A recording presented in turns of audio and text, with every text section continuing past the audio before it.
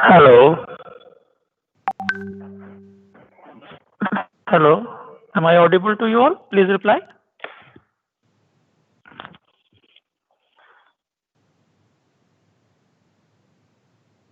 Please reply.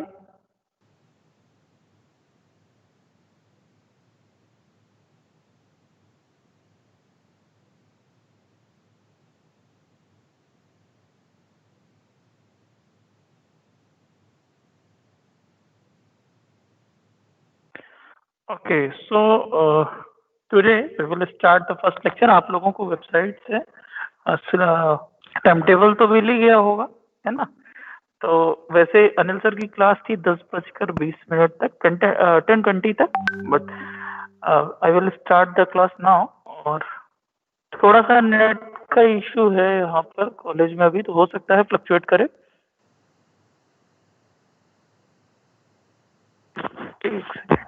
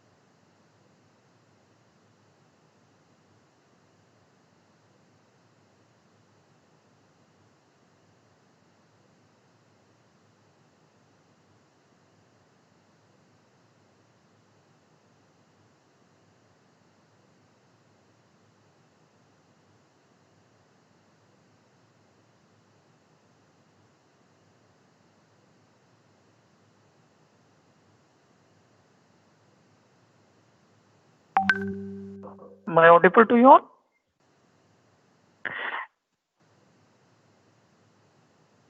Hello. Please reply. Okay, Aditi. Yes, yes, I got. One thing I want to make you know first, that just one second.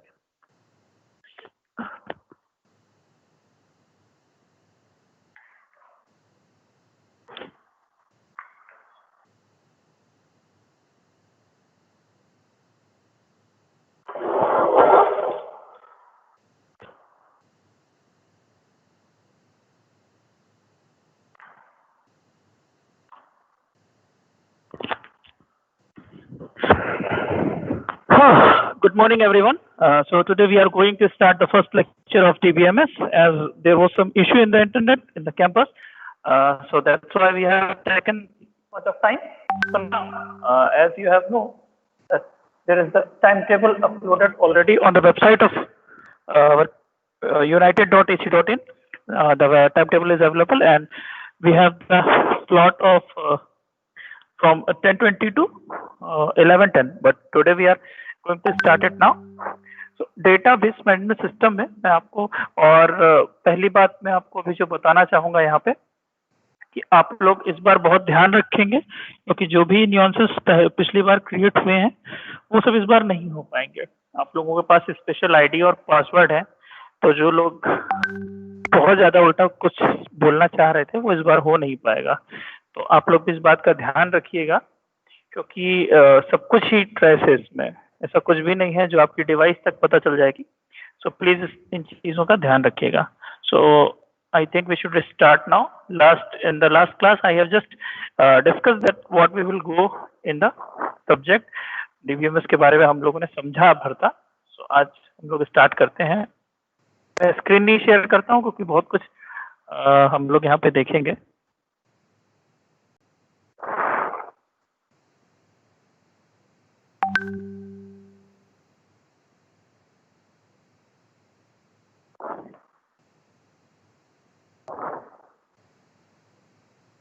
So, is this visible to you all? Please reply.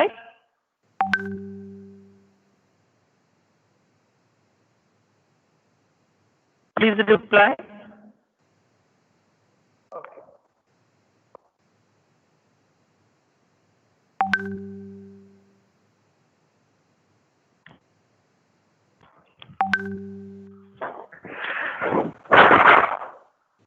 So, as you can see here that we are going to start the first lecture और हमें DBMS के बारे में पढ़ना है और तो आपके लिए भी इजी हो जाएगा।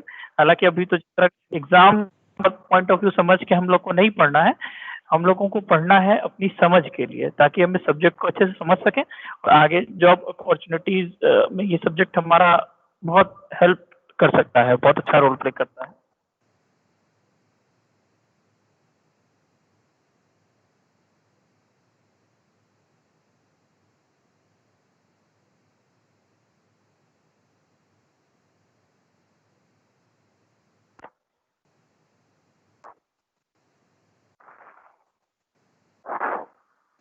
So here is the first unit. As you can see that we have overview, then database system versus file system, and after that there is database system का concept, architecture, model, schema, instances. फिर हम लोग पढ़ेंगे data independence क्या term होता है। ये interviews में बहुत ज्यादा पूछा जाता है, वाइवा में आपसे से बहुत पूछा जाता है what is data independence. And then after we will move for the database languages, what is DDL, DML, overall data structure.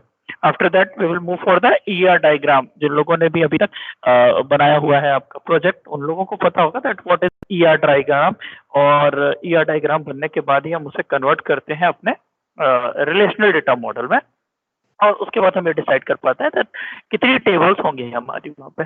ठीक है, is this clear to you all? So हम लोग स्टार्ट करके आगे बढ़ सकते हैं। थोड़ा बातचीत होती रहती है तो sir your voice is lagging. Hello,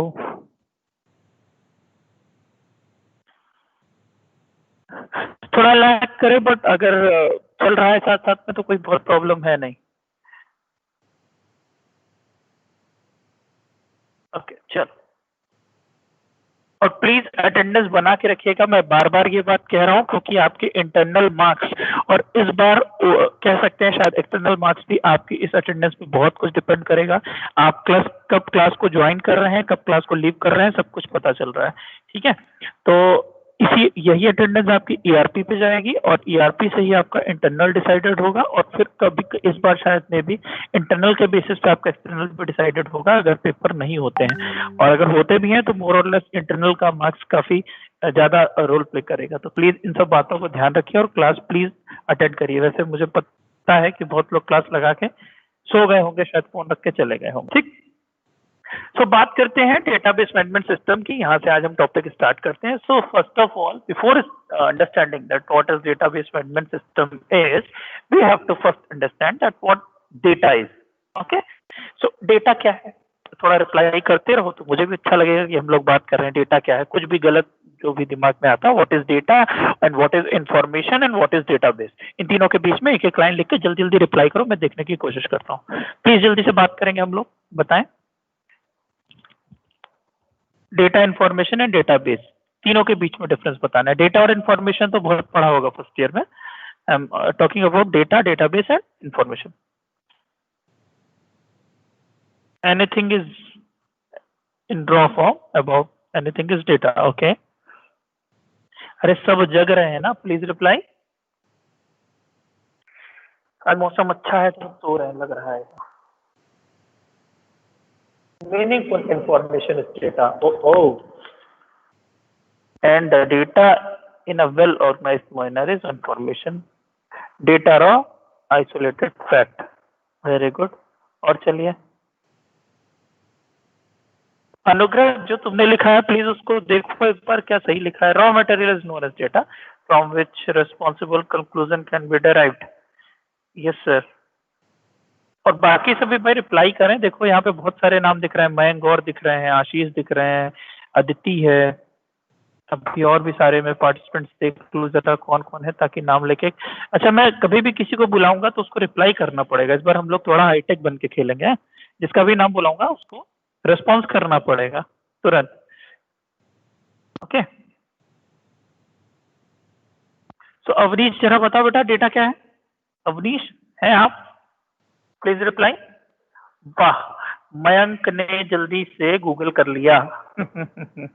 चलो हम लोग स्टार्ट करते हैं। देखो बेटा, डेटा क्या है ना, जैसे बहुत सारे बच्चों ने बताया, data is a raw fact. मतलब आप ऐसा जिसके बारे में कुछ भी कंक्लूड नहीं कर पा रहे हो आप, एक कोई रॉ सा फैक्ट है उसको आप डेटा करो कि आपको भी पता नहीं, पर उस डेटा को जब आप प्रोसेस कर देते हो, जब आप उसके ऊपर कुछ अप्लाई करते हो, कुछ फिल्टर अप्लाई करते हो या अपने हिसाब से उसको कह सकते हैं हम लोग मैनिपुलेट करते हो, तो वो हमारा टर्म हो जाता है इंफॉर्मेशन।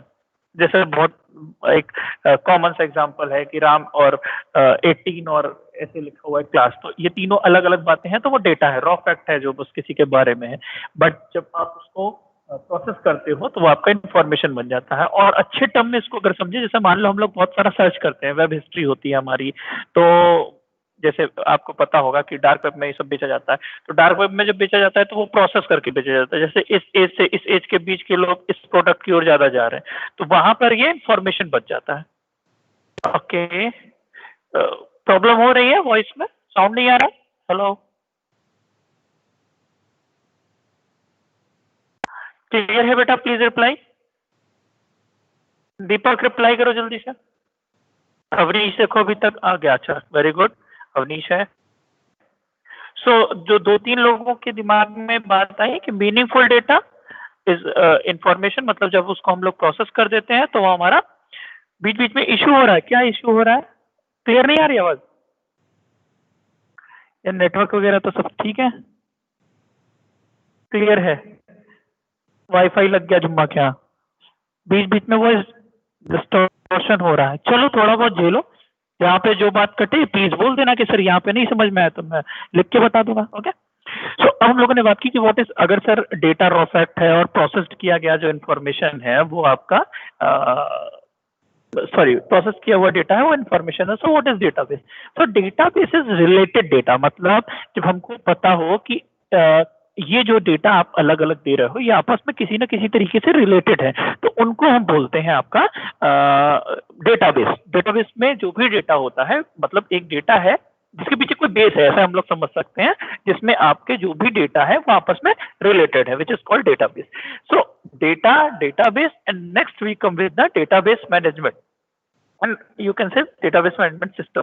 सो जो ये आपका रिलेटेड डेटा रखा हुआ है डेटाबेस में, इसको जो मैनेज करने के लिए हम कह सकते हैं कि सॉफ्टवेयर यूज करते हैं, विच इज मतलब आप उस डेटाबेस को कैसे मैनेज करोगे, that is known as database management system. So overall सारी चीजें आती हैं इसमें कि वो डेटाबेस क्रिएट कैसे किया जाए, उसमें कोई अपडेट कैसे किया जाए, वैल्यू इंसर्ट कैसे की जाए, और इसके अलावा कोई मैनिपुलेशन करना है तो वो कैसे किया जाए, रिट्रीवल कैसे किया जाए, these are the thing which comes under the database management system. I think clear होगा। कोई भी डाउट हो तो आप प्लीज तुरंत विदाउट एनी हेजिटेशन आप पूछ सकते हैं। सो यहाँ पर एक कुछ बातें लिखी हुई हैं, आप जैसा कि देख पा रहे हो कि set of program to access the data, DBMS contain information about a particular enterprise. तो ऐसी बात क्यों कही गई? ऐसी बात इसलिए कही गई कि एंटरप्राइज मतलब जब एंटरप्राइज के बारे में अगर हम बोल रहे हैं तो वो सारा डेटा आपस में रिलेटेड होगा, जैसे उसकी सेल्स कितनी हुई, उसकी परचेज कितनी हुई, प्रॉफिट कितना हुआ। So these all the datas are related. तो कभी भी तुम एक टेबल वैसे भी जनरल लाइफ में देखते हो, अगर डेटा के बारे में रहती है कोई एक तुमको अगर मान लो एक्सेल शीट मिलती है, ऐसे मैं समझ रहा हूँ कोई डेटा मिला मान लो एग्जाम्पल के लिए, तो उसमें जो भी डेटा रहेगा वो किसी एक फैक्ट के बारे में सब कुछ रिलेटेड रहता है ना, तो that is also called as database. So database management system क्या है कि आप उस डेटाबेस को कैसे एक्सेस करते हो, कैसे क्रिएट करते हो, कैसे मैनिपुलेट करते हो। तो जिस सॉफ्टवेयर के थ्रू, मतलब वो सॉफ्टवेयर सिस्टम जिसके थ्रू आप उस डेटा को मैनिपुलेट कर पा रहे हो, क्रिएट कर पा रहे हो, इंसर्ट डिलीट इसे परफॉर्म कर पा रहे हो, that is known as database management system. तो करने को तो वैसे भी कर सकते थे हम, बट सॉफ्टवेयर ने आके क्या कर दिया, मतलब इस ये जो हमने बनाया है, डीबीएमएस बनाया है, इसने आके क्या कर दिया, तो इसने सिस्टम को कन्वीनियंट कर दिया और एफिशिएंट कर दिया। और अब मैं कन्वीनियंट और एफिशिएंट के बारे में आपको नहीं बताऊंगा, क्योंकि लास्ट टर्म पे हम लोग ने ओएसएमएस के ऊपर बहुत एकाध क्लास अपनी कुर्बान की थी, कन्वीनियंस और एफिशिएंट। ठीक है, तो यहाँ तक किसी को कोई डाउट हो तो प्लीज बताइएगा। सो डेटाबेस मैनेजमेंट सिस्टम की अगर हम लोग बात करें तो हम लोग कह सकते हैं कि जिसमें हम लोग क्या करते हैं, जिसमें हम लोग सेट ऑफ सॉफ्टवेयर के थ्रू हम लोग कर सकते हैं, एक्सेस कर सकते हैं डेटाबेस को, और उसको सबसे पहले क्रिएट कर सकते हैं, मैनिपुलेट कर सकते हैं, डिलीट कर सकते हैं।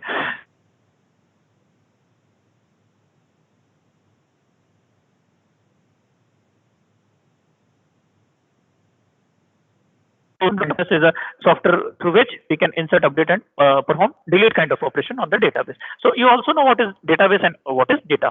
So यहाँ तक हमें लगता नहीं कि आपको कोई डाउट होगा, प्लीज हो तो पूछ लीजिए, सोइएगा नहीं भाई साहब। ठीक है, हर्षवर्धन प्लीज रिप्लाई करें, क्या आप सुन पा रहे हैं मुझे?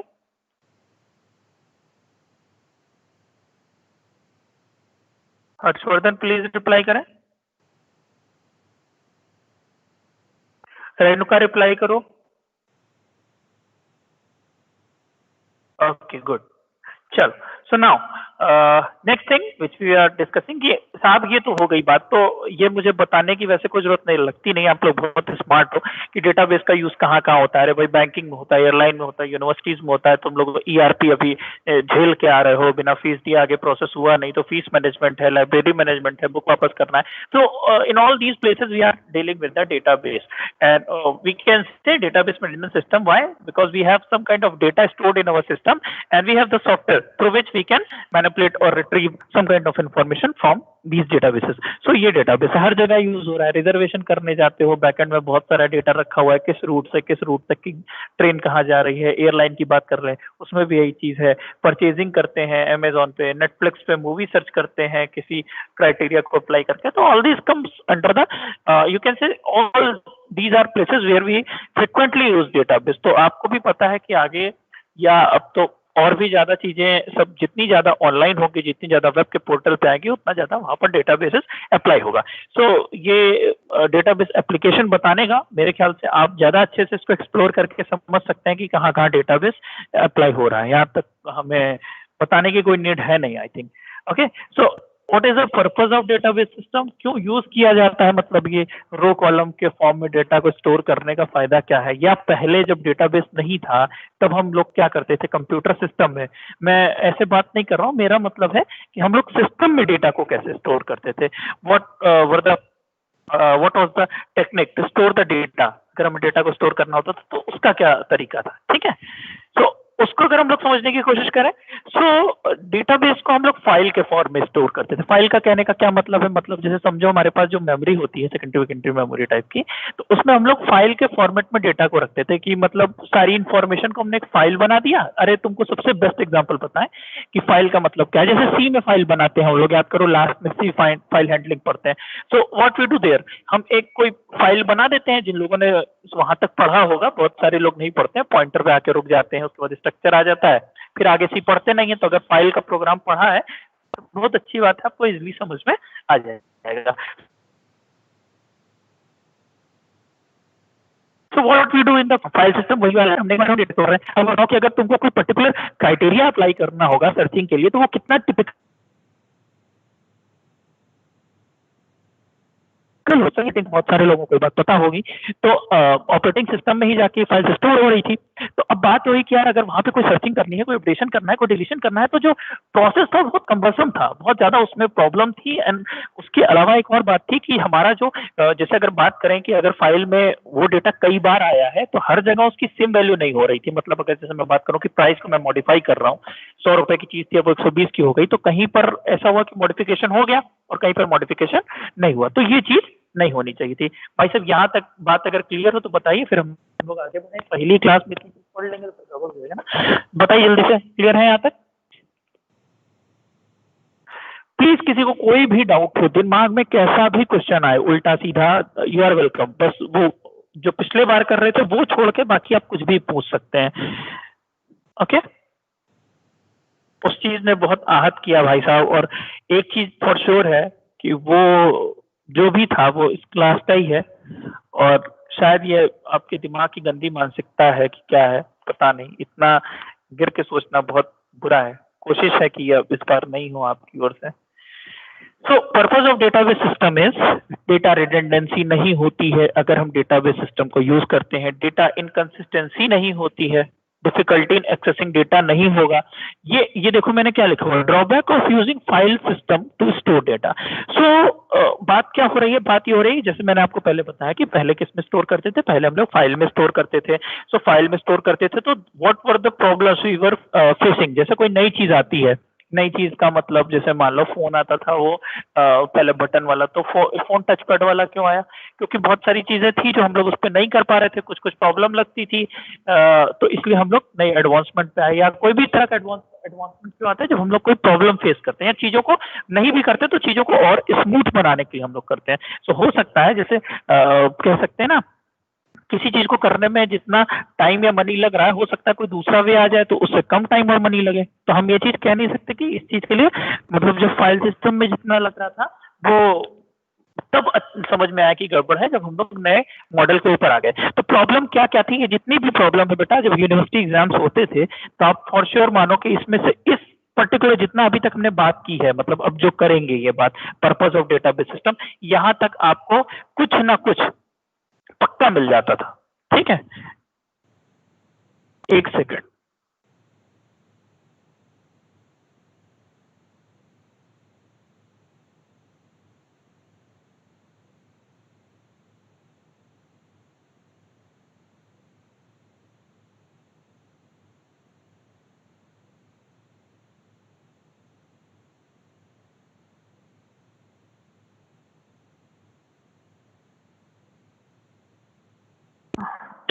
हेलो, हाँ जी।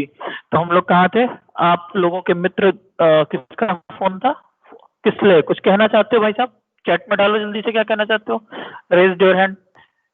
अच्छा, कुछ नहीं कहना चाहते हो, गलती से हो गया होगा। सो ये देखो प्रॉब्लम है। तो आपसे यूनिवर्सिटी एग्जाम्स में या थ्योरेटिकल कोई भी एग्जाम हो, या मैंने जैसे भी पहले आपको बताया था फॉर पीएसयू लेवल, तो यहीं से कंसेप्ट बनना शुरू हो जाता है कि आपसे पूछ लेगा व्हाट इज रिडंडेंसी, और 4 ऑप्शन दे देगा। So if you are confirm or clear about the concept of redundancy and inconsistency, then you can easily answer the concept। और गेट का पैटर्न इस बार कुछ बदला भी है, मैं सबके लिए नहीं बोल रहा हूँ, but the students who are really interested in that, तो वहां पे एक नई चीज ये आई है कि आपको पहले एक ही ऑप्शन सही होता था, बट इस बार एक से ज्यादा ऑप्शन सही हो सकते हैं। ऐसे कुछ क्वेश्चन रहेंगे जिसमें नेगेटिव मार्किंग नहीं होगी।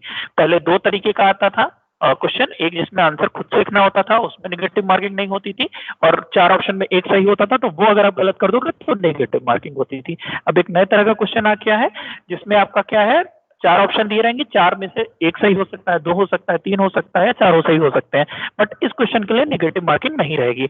सो अगर जैसे इसमें एक ये भी है कि मान लो अगर आंसर ए और बी सही है दोनों, और आपने केवल ए पे टिक किया, तो आपका आंसर सही नहीं माना जाएगा। क्लियर है? चलो, तो अब यहाँ से थोड़ा सा और आप लोग दिमाग अपना खोल लें, क्योंकि कुछ बहुत काम की बातें हम लोग डिस्कस करेंगे। वैसे तो आप लोगों ने यूट्यूब वगैरह पे, जहाँ तक मुझे उम्मीद है कि देखा होगा कुछ लेक्चर्स। तो drawback of using file system to store data ये सारे थे। तो जल्दी जल्दी से हम लोग इसमें समझने की कोशिश करते हैं कि क्या है, इसका मतलब क्या है, कि what do you mean by redundancy, inconsistency का क्या मतलब है। ठीक, अब देखो जब हम लोग फाइल सिस्टम यूज कर रहे थे तो फाइल सिस्टम जब भी मैं बोलूँ तो अपने दिमाग में सी वाली फाइल बना ले, ठीक, तो तुमको समझने में आसान होगा कि क्या प्रॉब्लम होगी। तो वहां पर ये प्रॉब्लम हो रही थी कि अगर हम लोगों ने फाइल सिस्टम यूज करते हैं, तो जैसे जब हम लोग ये यूज करेंगे डीबीएमएस, तो तुम खुद देखोगे कि किसी एक चीज के बारे में जो इन्फॉर्मेशन होती है वो एक ही टेबल में होती है, और हम क्वेरी अप्लाई करते हैं और उस पर्टिकुलर टेबल से उस चीज के बारे में डेटा को फेच कर लेते हैं। बट फाइल सिस्टम में क्या था, फाइल सिस्टम में रिडंडेंसी का मतलब होता है duplication of data. So what do mean by duplication of data? Duplication of data होने का मतलब हुआ कि आप उसी डेटा की कई कॉपी को आपको होल्ड करके रखना पड़ता था। ठीक है, मतलब सेम डेटा की कई सारी कॉपीज को आपको अपने फाइल सिस्टम में रखना पड़ता था। तो इससे इशू क्या होगा, वही जो भी मैंने बताया कि अगर सेम फाइल, अगर सेम डेटा एक ही फाइल में कई जगह है, तो problem you are facing was कि आपको हर डेटा को एक जैसा मेंटेन करना पड़ेगा, है ना। जैसे भी प्राइस वाली बात बताई, मतलब फिर तो लड़ाई हो जाएगी यार कि कोई 100 रुपए बता रहा है, कोई 120 रुपए बता रहा है। ऐसा नहीं होना चाहिए। क्या होना चाहिए, हर जगह 100 ही रुपए हो, तभी कॉम्प्लेक्शन नहीं होगा। I think you are getting the point. So यहाँ तक कोई डाउट हो? So what is the redundancy? Redundancy means duplication of the information. ठीक, कि आपने उस पर्टिकुलर, जैसे मान लो 4 फाइल बनी है, आपने एक प्रोजेक्ट के लिहाज से या एक डेटाबेस में आपने 4 फाइल 5 फाइल बनाई हुई है, तो डेटाबेस नहीं, सॉरी, प्रोजेक्ट में, ठीक है, किसी सॉफ्टवेयर में। अब तुमको क्या करना पड़ा कि अगर हर फाइल में, जितनी भी फाइल है, हर जगह तुमने डेटा को स्टोर करके रखा है और सेम डेटा को कई सारी फाइल में स्टोर करके रखा है, तो अब ये चीज आपका रिडंडेंसी है। इससे प्रॉब्लम क्या है? इससे प्रॉब्लम ये है कि आपका डेटा बहुत ज्यादा लॉस हो रहा है, सॉरी, जो आपका मेमोरी है वो बहुत ज्यादा लॉस हो रहा है। क्यों लॉस हो रहा है? क्योंकि आपको एक ही डेटा को कई जगह स्टोर करके रखना पड़ा है। नेक्स्ट, तो इनकंसिस्टेंसी क्या है कि अगर डुप्लीकेशन है तो क्या होगा, आपको सबको एक सा बना के चलना है। कंसिस्टेंस का मतलब होता है कि सारा डेटा एक ही तरह होना चाहिए, मतलब जो वैल्यू एक की हो वही सबकी हो, अगर वो सेम डेटा है तो देखो बहुत सुंदर से इसमें लिखा भी है, duplication of information in different file, इसको कहते हैं रिडंडेंसी। सो अनकंट्रोल्ड अगर डुप्लीकेशन है तो वो आपका 2 रीजन से हो सकता है, और कह सकता हूँ कि 2 इम्पैक्ट डालेगा। कॉस्ट ज्यादा लगेगी, यहाँ पे कॉस्ट और मनी का मतलब होता है मेमोरी के टर्म से, ठीक है, और टाइम का मतलब होता है कि आप जो उसको डेटा को एक्सेस करने में टाइम लगा रहे हो। तो 10 जगह लिखा है तो पता नहीं कौन सा वाला एक्सेस करना है, एक्सेस करके आया तो अगर इनकंसिस्टेंसी तो सही नहीं आएगा। आई थिंक बहुत बड़ी बात है नहीं, यहाँ तक आपका क्लियर होगा। मैं आगे चलूँ, ठीक। Next, difficulty in accessing data. जैसे अभी हम लोग डीबीएमएस पढ़ेंगे तो यहाँ पे आप देखोगे कि यहाँ पर हमारे पास सेट ऑफ क्वेरी है, सिंपल, आप उसको लिख दीजिए और तुरंत आपको पता चल जाएगा। साहब क्या पता चल जाएगा कि आपके जो आप इंफॉर्मेशन चाहते हो वो तुरंत आपके सामने आ जाएगी। But what was the problem in the file system? That there was problem of accessing the data. आप एक्सेस कैसे करने वाले हो, मतलब उतनी बड़ी फाइल में कोई बात एक जगह लिखी हुई है तो आपके पास ऐसा सेट ऑफ प्रोग्राम नहीं था through which you can apply on that. Okay, next is the data isolation. So data isolation, multiple files and formats. मतलब आप फाइल सिस्टम में क्या कर रहे थे, फाइल सिस्टम में आप ये कर रहे थे कि अलग अलग तरह की फाइल्स थी, सबके अलग अलग फॉर्मेट थे, और उन फॉर्मेट्स में आप डेटा को स्टोर कर रहे थे, तो वो आपस में एक तरह नहीं हो पा रहे थे। ठीक है, मतलब उनका जो कह सकते हो कि यूनिफॉर्मिटी नहीं थी उनके बीच में।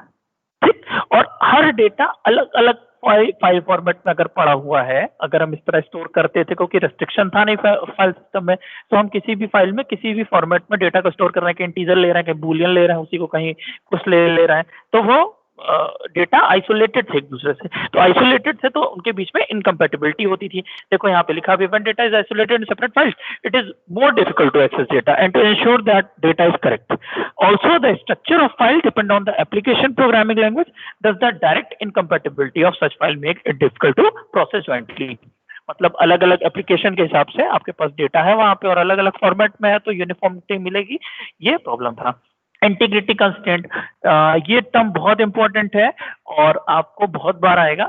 इंटीग्रिटी प्रॉब्लम क्या है, इंटीग्रिटी कंस्टेंट क्या है, मैं आपको बताऊं। जैसे मान लो फाइल सिस्टम में ये चीज अप्लाई करना कि अगर हम अपने जो भी वैल्यू स्टोर कर रहे हैं, जैसे मान लो एक आदमी की हम वैल्यू स्टोर कर रहे हैं, मतलब सॉरी फाइल में डेटाबेस में हम ऐसी वैल्यू स्टोर करना चाहते हैं जैसे एज के ऊपर हम रेस्ट्रिक्शन लगा दें कि 18 साल से ऊपर वाले हैं वही केवल इस डेटाबेस में रहेंगे, ठीक। सो प्रॉब्लम क्या होती थी फाइल सिस्टम में कि हम कोई भी इंटीग्रिटी का मतलब होता है, अगर बहुत हिंदी में समझो तो इंटीग्रिटी का मतलब होता है अखंडता, मतलब ऐसे समझने की नीड नहीं हम लोग को, बट ऐसे मैं आपको बता दे रहा हूँ कि इंटीग्रिटी होनी चाहिए, मतलब ये कहने का कि जो रूल अप्लाई हो रहा है उसके ऊपर वो अप्लाई करना फाइल सिस्टम में टफ था, और आपके उसमें किसमें डीबीएमएस में इजी है। एटॉमिसिटी ऑफ अपडेट्स, ऑब्वियस सी बात है कि आपका जो सिस्टम है उसमें आपके फेल्यूर्स हो सकते थे, ठीक है, तो वो डेटाबेस को एक इनकंसिस्टेंट स्टेट में डाल सकते हैं, ठीक।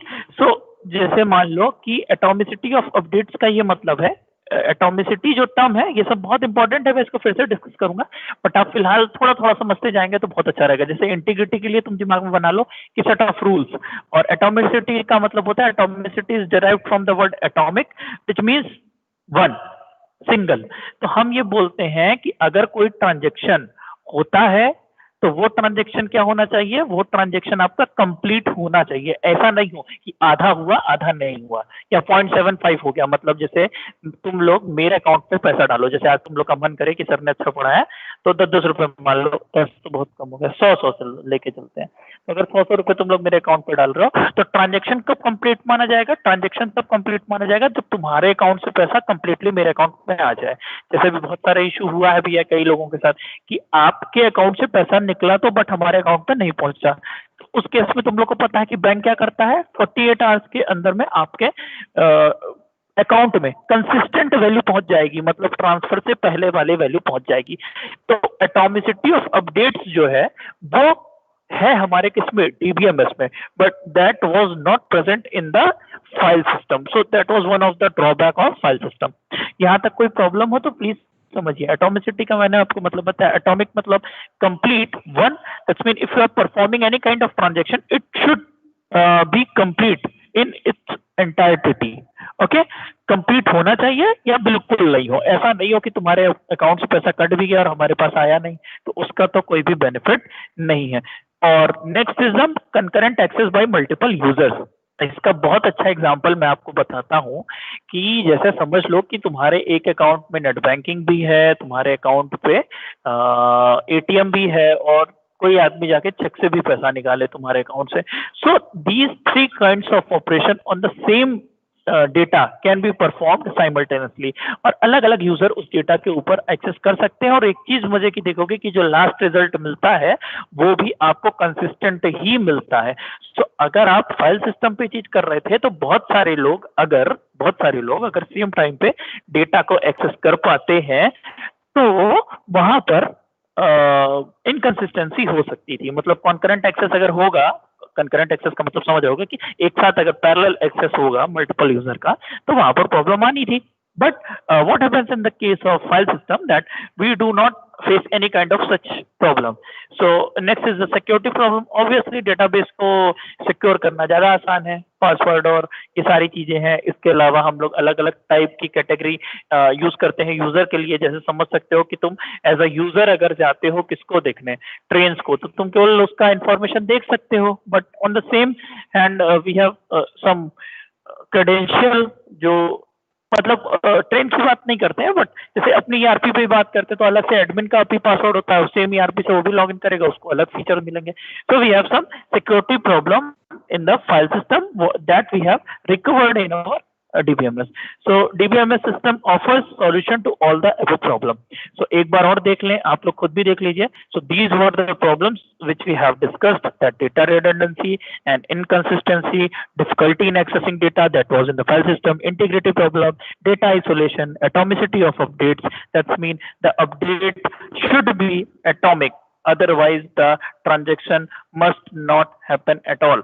Concurrent access by multiple users can cause some kind of problems in the file system, but in not DBMS. And the security problems have resolved in the DBMS which we were facing in the file system.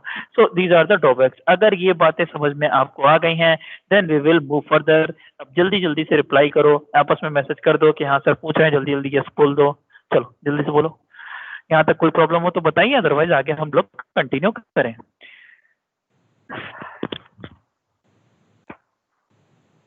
वो कौन निकालेगा attendance?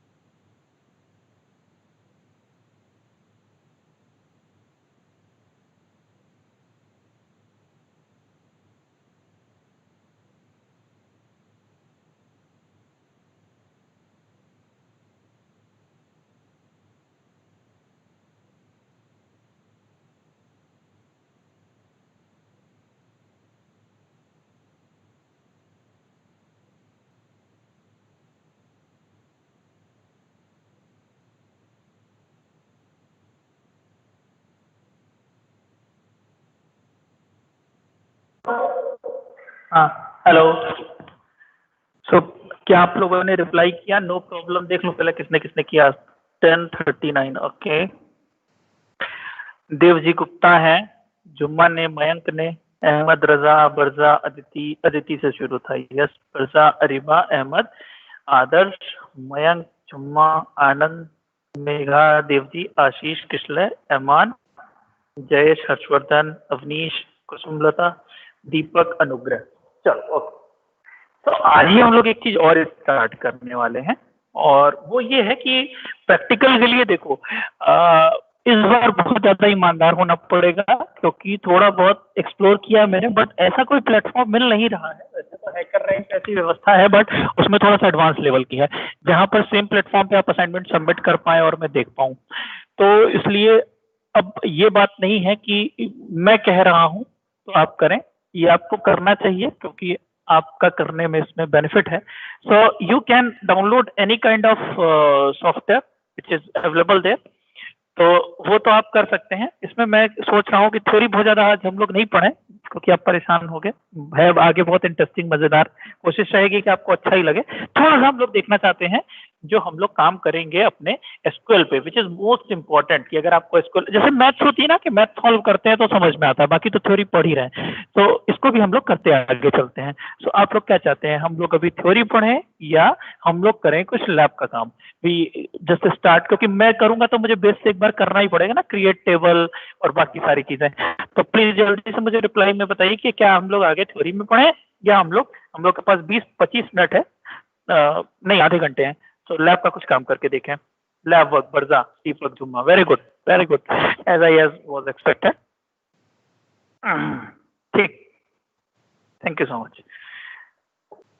चलो so एक आप लोगों से request ही है, क्योंकि लास्ट सेमेस्टर का जो भी इंसिडेंट हुआ उसके बाद से मैं आप लोगों से रिक्वेस्ट ही कर सकता हूँ।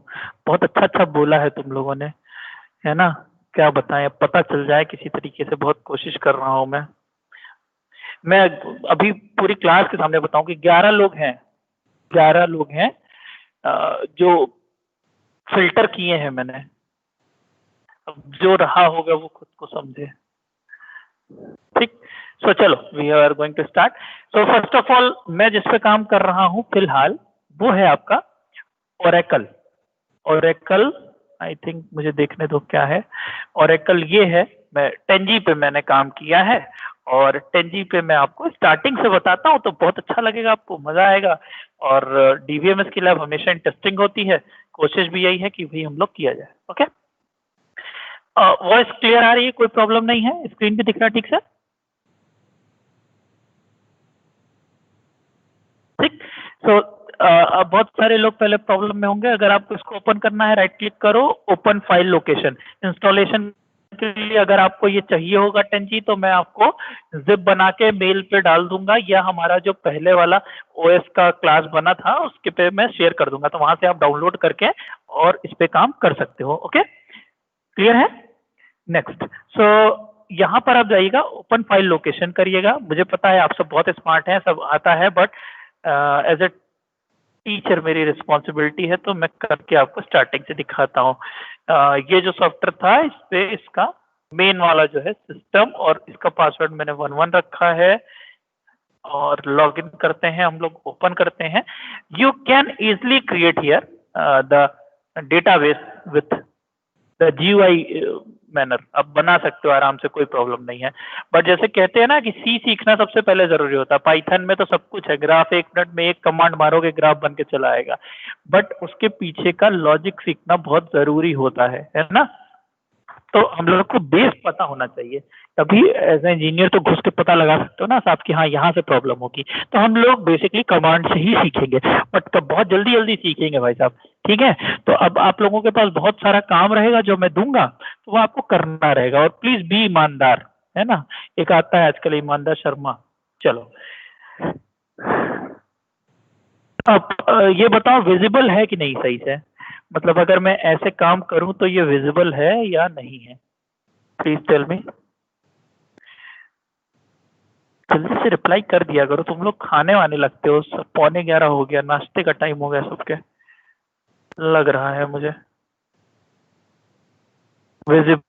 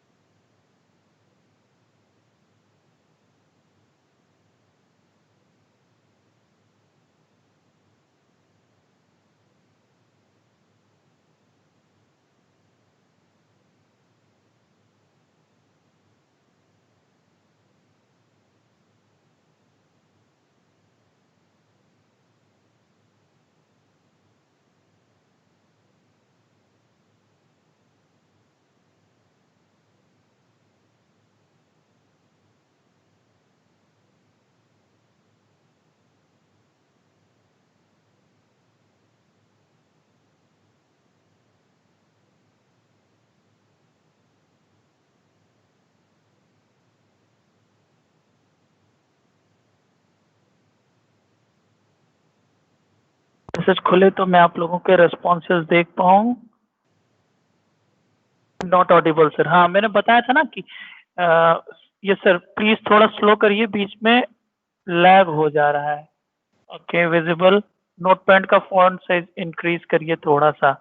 हाँ वो मैं दिखाऊंगा अभी, नहीं तो मैं परेशान मत हो, ठीक। चलो, ओके।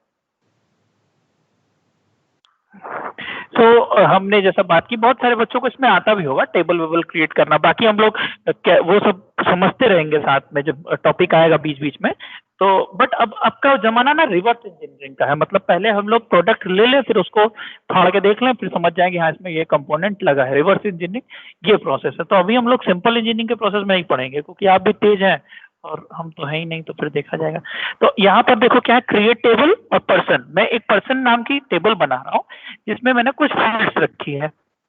देखो क्या क्या है, आईडी है ना, आईडी है, और उसका जो डेटा टाइप है, अभी सिंपल सा ये समझ के चलो कि जैसा डेटा टाइप तुमने सी में पढ़ा था, बस उसी तरह का अगर दिख जाए तो समझ जाना कि हाँ कुछ काम हो रहा है। एक है वैरचर, जिसका मतलब है वेरिएबल कैरेक्टर, मतलब ये स्ट्रिंग के लिए यूज होता है, और इंटीजर वाला तुम्हारा यूज होता है किसके लिए, इंटीजर वाला तुम्हारा यूज होता है, तुम्हारे क्या हुआ, कोई प्रॉब्लम है? नॉट विजिबल, अरे क्या हो गया?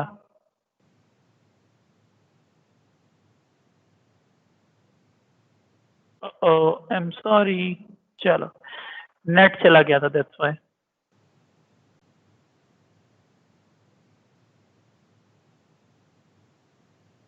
इसका मैसेज पॉपअप बड़ा बुरा है यार।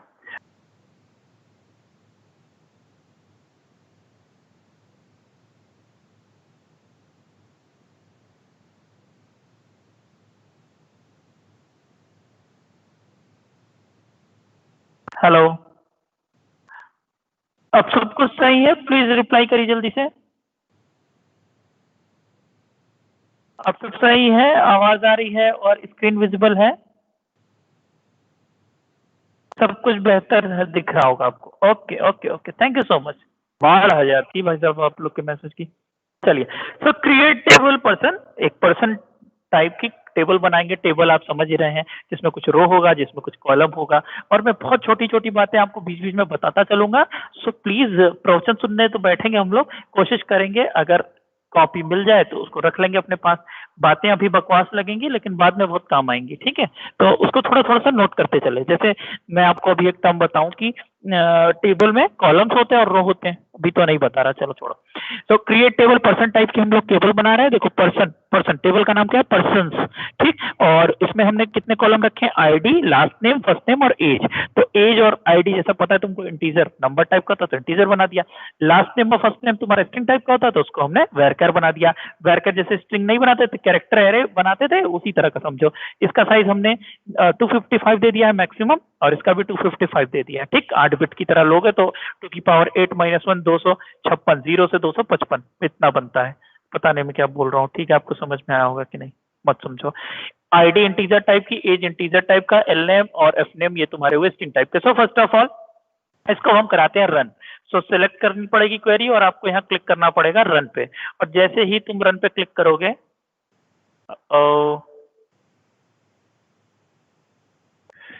wait, first of all I have to drop the table, drop table persons।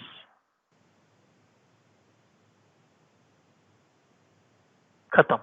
चलो, अब देखिए, जब भी आप इस टेबल को रन कराएंगे, मैंने आपको बताया क्रिएट टेबल, पर्सन का नाम, आईडी है, लास्ट नेम है, फर्स्ट नेम है, एज है, और इसको जब आप रन करोगे then you will get the table is created। भाई साहब, इस बात को समझने में दिक्कत नहीं होगी। बहुत सारे लोग, आप लोग 3rd ईयर में हैं और अब बहुत एडवांस हैं, तो हर सेमेस्टर के बाद आप एक ट्रेनिंग करते हैं, तो इतना तो आपको आता होगा, इतना मैं समझ के रख रहा हूँ।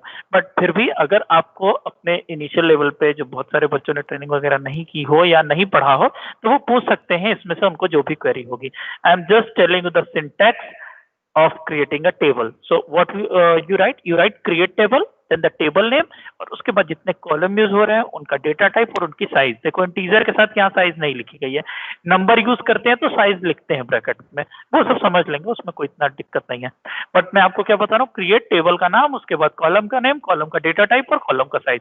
और यहाँ पर देखो, हर कॉलम के बाद जो बच्चे अभी तक, मैंने जो लास्ट ईयर के एक्सपीरियंस रहे हैं 2-3 सालों के, उसमें यह है कि बच्चे हर कॉलम के बाद कॉमा नहीं लगाते हैं और लास्ट में यहाँ पे सेमीकोलन नहीं लगाते हैं, तो बहुत एरर आती है। तो यहाँ पर हमारी टेबल क्रिएट हो गई। Next I am going to show you, if you want to see the skeleton. Skeleton का मतलब स्ट्रक्चर, स्ट्रक्चर का मतलब कि केवल खाका देखना चाहते हो आप टेबल का, you want to see only the skeleton of the table, कि टेबल में जो बना है उसमें क्या आया है। तो DESC एंड द पर्सन्स, ठीक। टेबल का नाम लिखो और DESC। So DESC used for describe person. जैसे ही तुम इस कमांड को रन करोगे बेटा, then you will easily see here what, okay, see this is the skeleton. Skeleton का मतलब भी तुमको टेबल के बारे में सब कुछ बता रहा है, टेबल का डेटा नहीं दिखा रहा, बट टेबल के बारे में बता रहा है। क्या बता रहा है? देखिए भाई साहब, टेबल का नेम पर्सन है, कॉलम कितने हैं 4, ID, last name, first name, age, data type क्या है, पहले का नंबर, दूसरे का वर्कर, तीसरे का वर्कर, चौथे का नंबर, सॉरी, और उसके बाद लेंथ कितनी है, तो आईडी इसकी हमने नहीं डिफाइन किया है, एल नेम और एफ नेम का किया है तो 255 हो गया, एज नहीं पता, और यहाँ पर हमारे पास लेबल में लगा हुआ है टिक, वो सब अभी मैं आपको समझा दूंगा। तो यहाँ तक अगर किसी को समझने में कोई दिक्कत हो तो प्लीज रिप्लाई करो, अदरवाइज हम लोग आगे बढ़े। कोई डाउट? क्या मैं सुनाई दे रहा हूँ आप लोगों को? हे राधे, सुनाई नहीं दे रहा हूँ? सुनाई दे रहा हूँ? No sir, clear, good. Jayesh भाई साहब, बहुत अच्छा, शुक्रिया। और बताएं, लोग बहुत सारे लोग दिख रहे हैं, केवी ऐसे जोशुआ आनंद होंगे, बहुत लोग फोटो लगाए हैं। तुम लोग भी अपनी अपनी फोटो लगा दो इस पे, है ना, अच्छे दिखोगे तो मैं पहचान जाऊंगा जल्दी से। Harshvardhan, no doubt. Very good, very good. फिर आगे चलते हैं। अब तो अगर अभी देखो फिर से मैं बात कर रहा हूँ कि हम बेस से सीखेंगे, बट लैब थोड़ा थोड़ा सा जानते रहते हैं ना, तो अच्छा लगता है, हमको समझ में आता रहता है कि क्या हो रहा है। ओके, नेक्स्ट मैं आपको इसके साथ बताता हूं कि अगर अब देखो टेबल तो बन गई भाई साहब, टेबल तो हमारी बन गई। कहाँ बन गई? टेबल ये बन गई, टेबल क्रिएटेड कह रहा है। अब टेबल में मान लो कि वैसे हमको करना क्या चाहिए, अब ये टेबल अगर बन गई और टेबल को हम चाहते हैं कि ड्रॉप करें। ड्रॉप करें मतलब हम चाहते हैं जो टेबल अभी मैंने बनाई है इसका अस्तित्व खत्म हो जाए, कुछ भी नहीं रह जाए। सो व्हाट आई राइट, मैं लिखूंगा ड्रॉप, फिर लिखूंगा ड्रॉप के बाद हम लिखेंगे टेबल का नेम। ठीक है, देखो यहाँ पे सिंटेक्स लिखा हुआ है ड्रॉप देन टेबल, और उसके बाद हम लिखते हैं कोई दिक्कत नहीं है, वो पूरा वही है, केस सेंसिटिव नहीं है, पर्सन, PERSONS। ओके, और इसको जब मैं रन करूंगा भाई साहब तो ये टेबल आपकी खत्म हो जाएगी। सो टेबल इज ड्रॉप्ड। तो अब इस टेबल में कुछ भी नहीं बचा। तो अगर आप DESC पर्सन को फिर से रन कराओगे then you will get object to be described could not be found. क्यों? क्योंकि है ही नहीं, तो फाइंड कहां से होगा। सो अगेन मैं ये टेबल बना के आपको फिर से दिखाता हूँ। फिर से मैंने इसको रन किया और मैंने रन करा तो यहाँ पर आ गया टेबल क्रिएटेड। और अगर मैं अब इस फिर से चलाता हूँ DSC, then you can easily see that there is a skeleton of this particular table which we have created just now, which is the persons having the 4 columns. Okay, so यहाँ तक कोई डाउट नहीं होना चाहिए। Next थोड़ा सा आगे बढ़ते हैं। बिना कुछ बताए मैं आपको कुछ बताने की जरूरत कर रहा हूँ। देखो क्या, if you want to insert the value in the database, so how we do, ये आपको कमांड है जो आनी ही आनी चाहिए, और आप प्रैक्टिस करेंगे तो आपको रट जाएगी। क्या? इंसर्ट इनटू, इंसर्ट कर रहे हो इनटू किसमें? टेबल में। किसमें? टेबल में, पर्सन्स। ठीक है, पर्सन आपकी टेबल का नाम है। देखो ड्रॉप वाले में यहाँ टेबल लिखते हैं, यहाँ पे टेबल नहीं लिख रहे हैं। क्रिएट में यहाँ टेबल लिखते हैं, टेबल नहीं लिख रहे हैं। इंसर्ट में कैसे लिखते हैं? इंसर्ट इनटू पर्सन्स, और वैल्यूज के लिखते हो 1, सिंह, अर्पित और 25। क्यों? 1 किसके लिए? पहले आईडी के लिए, सिंह किसके लिए? लास्ट नेम के लिए, फर्स्ट नेम के लिए क्या लिखते हो? अर्पित, और उसके बाद क्या लिखते हो? 25 किसके लिए? एज के लिए। ये सब क्लासिफिकेशन है, बहुत कुछ है, PPT है मेरे पास, मैं आपको पढ़ा सकता हूँ उस तरीके से, बट आई एम ट्राइंग कि आपको अगर आप देख के पढ़ोगे, देख के समझोगे तो आपको जल्दी समझ में आएगा। कि मैं आपको ऐसे हवा में बताता रहूं कि ये DDL कमांड है और ये टेबल को क्रिएट करने के लिए यूज हो रही है। All these answers will surely come from your side after describing all the things. आप देखिएगा, आप खुद बताएंगे कि sir this one should be the DDL, this one should be the DML, and in your interviews this is asked many of the times. Then describe some kinds of DDL and some kinds of DML commands, differentiate between them, why we are putting, why we are describing, you can say insert as a DML command, and truncate, what is the difference between truncate, drop and delete. All these are questions which are frequently asked in different kinds of interviews of industry as well as in your PSU and GATE exams. So कर क्या रहे हो भाई साहब? आप table में value fill कर रहे हो, जैसे insert into persons values, what 1, Singh, Arpit and 25। ये नाम मैंने क्यों लिखा है पता नहीं। तो इंसर्ट कर रहे हो पर्सन में क्या क्या? पहला आईडी, दूसरा लास्ट नेम, फिर फर्स्ट नेम, और उसके बाद उसकी एज। तो मैं इसको सिंपली यहाँ से कॉपी करता हूँ। ऐसा नहीं है कि मैंने चोरी की है, ऐसा मैं इसलिए कर रहा हूँ क्योंकि आपका समय बचे, क्योंकि बोलने में ज्यादा समय जा रहा है ना। तो हम लोग इसको क्या करते हैं, इसको मिनिमाइज करते हैं, और देखिए मैं यहाँ पर वैल्यू को इंसर्ट करता हूँ। मैं एक क्यों कॉपी कर रहा हूँ, तीनों कॉपी करता हूँ, है ना, और एक एक करके रन करा दूंगा। ये देखो Ctrl+C किया और तुम्हारा क्रोम पे खोला हुआ है मैंने, तो यहाँ पर ये तुमने किया। अब देखो जिसको रन कर, सेलेक्ट करके रन करोगे, insert into persons values what 1, Singh, Arpit, 25।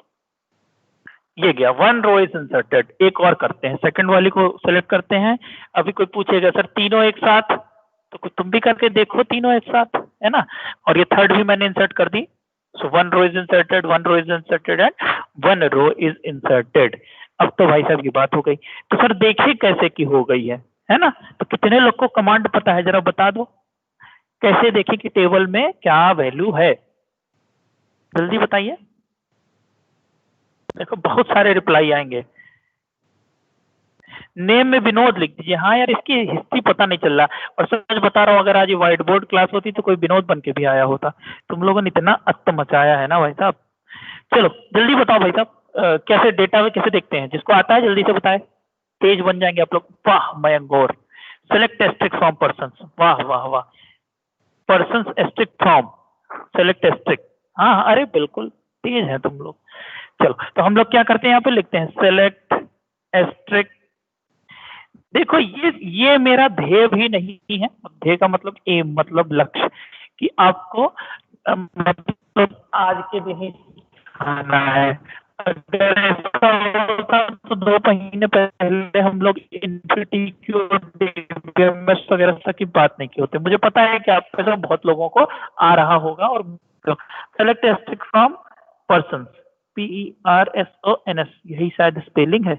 और मैंने इसको रन किया, तो रन करने के बाद यहाँ पर हमारे पास देखिए ID, last name, first name, ये तीनों लोग के बारे में हमारी जो भी जानकारी है वो आ गई। यहीं पे एक थोड़ा सा और खेल देख लें, ऐसे तो कोई ऐसा बहुत बड़ा खेल नहीं है, बट फिर भी जो देखना चाहिए, कंट्रोल सी अगर हम करके और आगे बढ़ते हैं, और यहाँ पर मैं इसको मान लीजिए मैं केवल आईडी देखना चाहता हूँ ना, और अगर मैं इसको रन करूंगा तो क्या आएगा भाई साहब, इसको रन करने पे आएगा, ये देखिए केवल आईडी आ गई। तो दिक्कत आईडी के साथ अगर मैं देखो 2-3 चीजें और चाहता हूँ, जैसे मैंने कॉमा लगाया और लिख दिया LNAME, sorry last LARC, last ही LAST NAME, और यहाँ से मैं अगर इसको रन करूंगा तो क्या आ जाएगा, दोनों चीजें आ जाएंगी।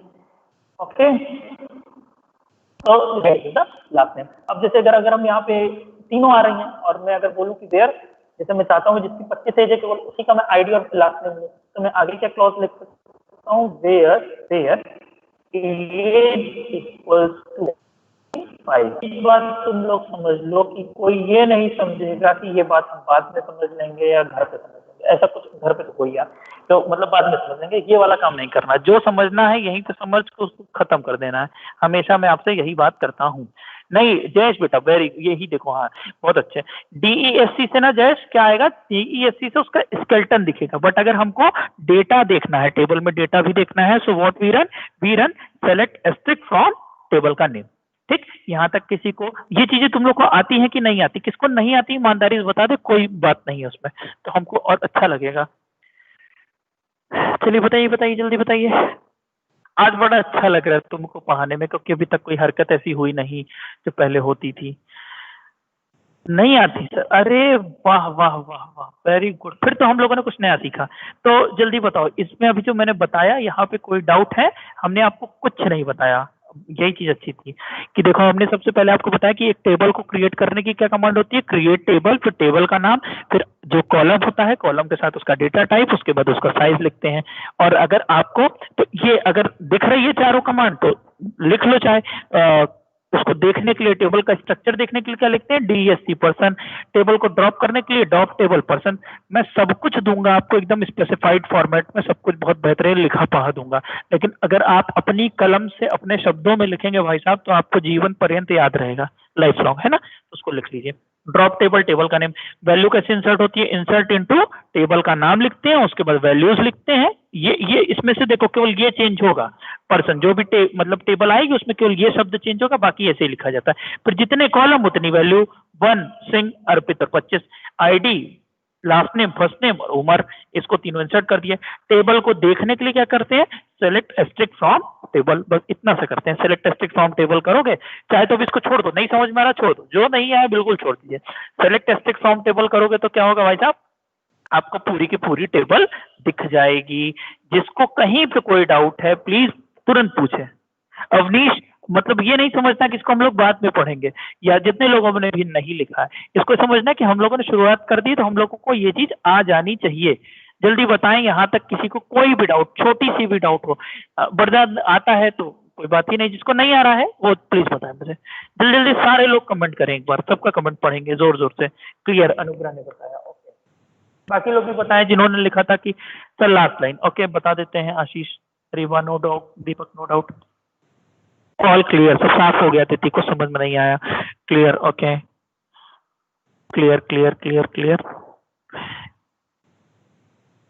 देव जी और बताएं, किसले, no doubt, very good, Eman Jiya, Kusumlata, clear sir. Last वाली लाइन नहीं आई, उसको फिर से बता देते हैं जिनको नहीं आई है।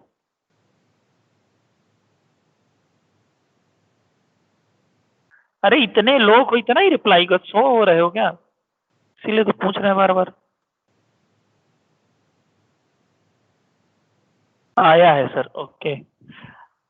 अरे हमें लगा अभी अदिति लिखेगी आता है सर। 21 अटेंडी हैं, अच्छा 50% भी नहीं है।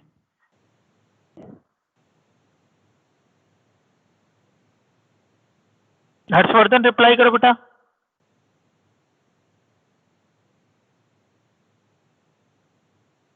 अच्छा अच्छा, मतलब पूरे ऐश में क्लास हो रही है, आनंद साहब है, कॉफी बना रहे हैं। ओके ओके, चलो ठीक है, हम यहाँ बारिश में भीग के आए हैं कॉलेज क्लास लेने। ओके, सो अब हम लोग यहाँ पर नेक्स्ट कमांड भी देखते हैं, विच इज, आइए। लास्ट लाइन में अवनीश ने बताया कि उसे प्रॉब्लम है। तो देखो लास्ट लाइन में कुछ नहीं बेटा, एस्ट्रिक्ट लिखोगे तो पूरा टेबल आएगा, इसको हटा दो वेयर वाला, यही तुमको दिक्कत करा होगा, है ना। एस्ट्रिक्ट लिखोगे तो पूरा टेबल आएगा, और यहाँ पर आईडी कॉमा लास्ट नेम लिखोगे तो क्या आएगा, आईडी कॉमा लास्ट नेम लिखोगे तो तुम्हारा केवल आईडी और लास्ट नेम वाला आएगा, मतलब ये दो कॉलम नहीं होंगे। जब हम चाहे तो इसमें तीसरा कॉलम कॉमा करके एज लिख तो फिर देखो, तो हमने क्या किया, हमने आपसे कहा 4 कॉलम थे, एस्ट्रिक्ट लोगोगे तो सब आएगा, और इसको रन करोगे तो क्या होगा बच्चा, इसको रन करोगे तो ये होगा, देखो कल 3 कॉलम आए, है ना।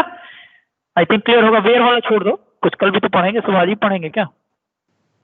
तो भाई साहब जल्दी जल्दी बताएं, कुछ क्या सुधार होना चाहिए, आप लोग अपने अपने फीडबैक दें, बहुत कोशिश की जा रही है कुछ अच्छा और बनाने की, मैं अपना चेहरा दिखा के पढ़ाऊं, कैसे करूं। सही है सब कुछ, फीडबैक दीजिए बेटा जल्दी जल्दी से। क्या हुआ, आवाज चली गई मेरी। सही कुछ सीखे मतलब, अच्छा लिख रहे हो कि सही, हाँ कुछ सीखे, ऐसे नहीं, बढ़िया सा फीडबैक दो, मतलब यस सर वस्तर वाला नहीं, सही था सर, अच्छा। ये देखो, आदमी मेहनत करके 1 घंटा से बोल रहा है, इनको सही था, अच्छा बोलो बेटा, अच्छा नंबर हम देंगे ना। नाइस, ओके, हाँ ठीक हुआ। यस सर, फेस दिखाना चाहिए, अच्छा अच्छा, अच्छा है।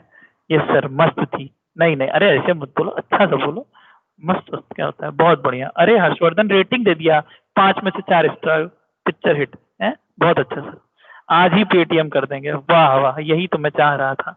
समझो दर्द को, फोन नया नहीं लिया मैंने, और लैपटॉप पिछले 20 दिन से खराब था, 3 दिन पहले बनवाए हैं, अनुग्रह को पता है। चलो ओके ठीक है, फिर हम लोग खत्म करते हैं, नेक्स्ट क्लास आपकी कुछ होगी तो आप लोग उसको देख लीजिए, चले कल मिलते हैं फिर। Okay, thank you so much, thank you guys.